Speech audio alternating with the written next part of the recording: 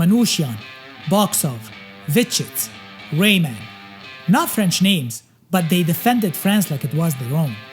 And that's exactly what the Germans tried to exploit, their foreign names. The Germans wanted France to hate them. Instead, they forced France to decide who counts as a real French hero. So they plastered Paris with bright red posters to turn the people against them. But those faces became immortal, symbols of the French resistance. Today we honor the heroes. Oh, now they're heroes? Pretty sure last time you just called them immigrants stealing your jobs. This is the story of l'Affiche Rouge, the red poster. By 1943, Paris wasn't just occupied, it was choking. Roundup sent French workers to German factories, the Gestapo with plenty of French collaborators hunted Jews door to door, and executions in the streets reminded everyone to stay silent. But despite all that, the backbone of resistance came from immigrants, people who had already lost one homeland and weren't about to lose another. They were Armenians who had fled genocide, they were Jews escaping pogroms, they were Spaniards, Poles, Italians, and Hungarians. They were immigrants who fought for France like it was their own. Lost one homeland, won't lose another? Ugh, so poetic. So romantic. Yeah, except you need to Private Johnson, I got this. Yeah, show him, Francois. I will show him. Okay, would you like coffee with your pain au chocolat? Wait, what? Well, we are French. We enjoy a good pain au chocolat. And if you too enjoy that, like and subscribe. This is where an Armenian and genocide survivor comes in. He was a factory worker by day, a poet by night. Meet Missak Manouchian, a man who should have lived a quiet immigrant life in Paris. Instead, he became the unlikely commander of the FTP-MOI, the immigrant wing of the French resistance. Among his comrades was Olga Bancic, the group's only woman. She ferried weapons and messages across Paris, all while raising a young daughter and dodging Gestapo patrols. Under Manouchian's leadership, about 70 members formed cells across Paris. They carried out sabotage, assassinations, and ambushes, pushing back against an empire that seemed unstoppable. Honestly, we should have known the guy who escaped one genocide wasn't gonna play nice during the sequel. The Manouchian Group pulled off dozens of attacks in 1943. Bombings of Germans' rail lines and barracks, grenade attacks in cinemas and cafes where German soldiers relaxed, and many derailments of German supply trains. But their boldest move was the assassination of Julius Ritter, the German official in charge of deporting French workers for forced labor. Picture it. It's September 28, 1943. Paris commuters are crossing near the Arc de Triomphe. A car slows down. Gunfire rips out. Julius Ritter collapses in the street, bleeding out beneath France's most famous monument.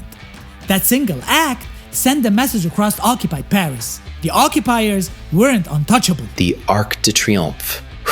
Symbol of French pride. Oui, and now also symbol of one Nazi bleeding out on the pavement. But the Gestapo struck back hard. They tailed suspects, tapped phones, planted informants, and squeezed prisoners until someone cracked. That one was Josef Davidovich. He was tortured until he gave up addresses. The group was already under surveillance, but his confession sealed their fate. When we do it, it's heroism. When they do it, it's terrorism! I could name a few countries pulling that same trick today, but you're not ready for that conversation. Really? Like who? Like Luxembourg. By November 1943, the Manouchian Group was rounded up in a massive sweep. But the Germans didn't just want to kill them, they wanted a show. So they staged a trial and then flooded Paris with posters. Bright red backgrounds, black and white mugshots, captions bragging about their crimes. Manouchian, Armenian, 56 attacks, 150 dead. Each name foreign, each line screaming, outsiders, not patriots. They called it l'Affiche Rouge, the red poster. Bro, this is literally the first viral smear campaign, Nazi clout chasing. You all do it now. Daily, globally, algorithmically, mass propaganda, public shaming, digital show trials. And this is coming from me. But Parisians didn't buy it. Instead of shaming the fighters, the posters backfired. Across Paris, people scribbled over them, Mort pour la France, died for France. What was meant to make them criminals only turned them into martyrs. Outsiders became the symbol of resistance. That's beautiful. Oh no, it's tragic. Don't Instagram it. Too late.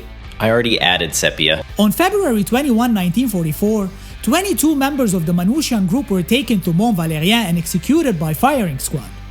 Olga Bancic spared only because the Germans didn't shoot women in France. Instead, she was deported to Germany and guillotined on her 32nd birthday. See, they are feminist. Why are you looking at me? And then there was Missak Manouchian. Before facing the rifles, he wrote one last letter to his wife Mélinée. In it, he tells her, "I die without hate for the German people. Farewell, my love." The Germans had reduced him to a mugshot on a propaganda poster. In his last words, he made himself human again, a husband, a poet, a believer in forgiveness. Oh my god, this is like so resistance core.